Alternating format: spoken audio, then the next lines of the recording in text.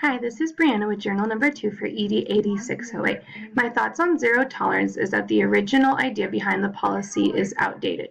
Yes, there needs to be consequences for certain behaviors on school campuses, such as violence, weapons, and drug possession, but that zero tolerance, one size fits all consequence does not match the behaviors that we are seeing. Each situation needs to be looked at independently and determining the circumstances before handing out such severe consequences as zero tolerance with an absolute suspension or even expulsion right away. As the studies show, zero tolerance in its traditional state has not worked. It has not deterred students from these behaviors and has not made our school campuses safer. So there needs to be different alternatives to these behaviors.